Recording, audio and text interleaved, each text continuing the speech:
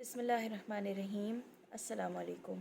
آج ہم پڑھیں گے صحیح احادیث سے قرآن کی تفسیر۔ تفسیر کا دوسرا اصول یہ ہے کہ قرآن کی تفسیر احادیث صحیحہ سے کی جائے۔ یہ قرآن کریم کے فہم و تفہیم اور تفسیر و تاویل کا دوسرا آسمانی ماخذ ہے جو وحی پر مشتمل ہے۔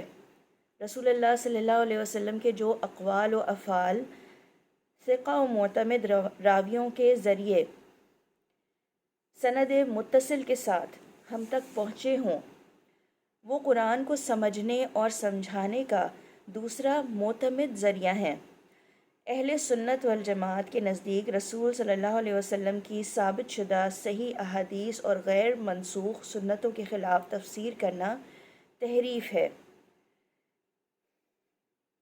صحیح اور ثابت شدہ احادیث کی روشنی میں تفسیر کرنا اس لیے بھی ضروری ہے کیونکہ نمبر 1، آپ صلی اللہ علیہ وسلم پر قرآن اس لیے نازل کیا گیا کہ آپ صلی اللہ علیہ وسلم اس کی تبیین، تشریح اور وضاحت کریں۔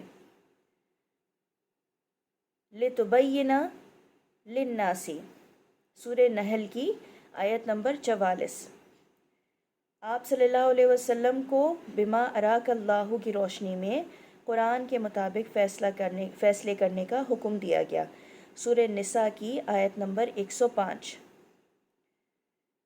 قرآن نبی اکرم صلی اللہ علیہ وسلم کے ذریعے ہم تک پہنچا ہے۔ نمبر 4، قرآن کے احکام اجمالی ہیں اور حدیث میں تفصیل، جیسے اقامت صلاۃ، ایتاء زکوٰۃ، قطع ید وغیرہ۔ نمبر 5، آپ صلی اللہ علیہ وسلم معصوم ہے۔ انبیاء کی معمولی لغزش کی بھی فوراً تصحیح کر دی جاتی ہے، وہ دنیا کے لیے نمونہ اور مثال ہوتے ہیں۔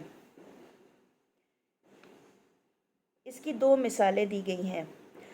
نمبر 1، ظلم کا مشہور و معروف مطلب ناانصافی ہے، لیکن قرآن میں ظلم کا لفظ کئی معنی میں استعمال ہوا ہے۔ صحیح البخاری کی حدیث نمبر 32 سے معلوم ہوتا ہے کہ سورہ انعام کی درج ذیل آیت میں ظلم کا مطلب شرک ہے۔ بسم اللہ الرحمن الرحیم۔ الذین آمنوا ولم یلبسوا ایمانہم بظلم اولئک لہم الامن وہم مہتدون، سورہ انعام کی آیت نمبر 82۔ اس کا ترجمہ ہے، حقیقت میں تو امن انہی کے لیے ہے اور راہ راست پر وہی ہیں جو ایمان لائے اور جنہوں نے اپنے ایمان کو ظلم کے ساتھ آلودہ نہیں کیا۔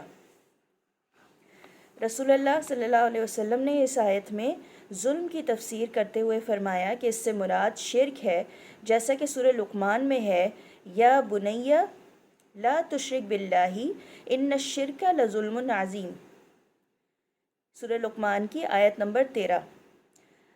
اس کا ترجمہ ہے، اے میرے بیٹے، اللہ کے ساتھ کسی اور کو شریک نہ بناؤ، یقیناً شرک بہت بڑا ظلم ہے۔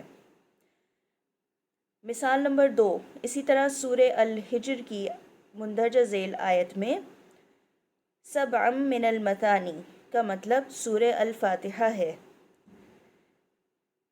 بسم اللہ الرحمن الرحیم۔ وَلَقَدْ آتَيْنَاكَ سبعا من المثانی والقرآن العظیم، سورہ الحجر کی آیت نمبر 87۔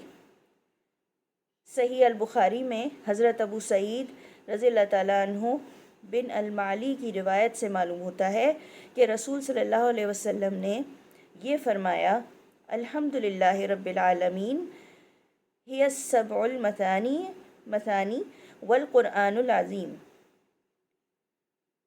اس کی روایت ہے صحیح بخاری کی کتاب التفسیر، سورہ فاتحہ الکتاب، حدیث نمبر 4204۔ انشاءاللہ اب اگلی بار ہم اقوال صحابہ سے قرآن کی تفسیر کا مطالعہ کریں گے۔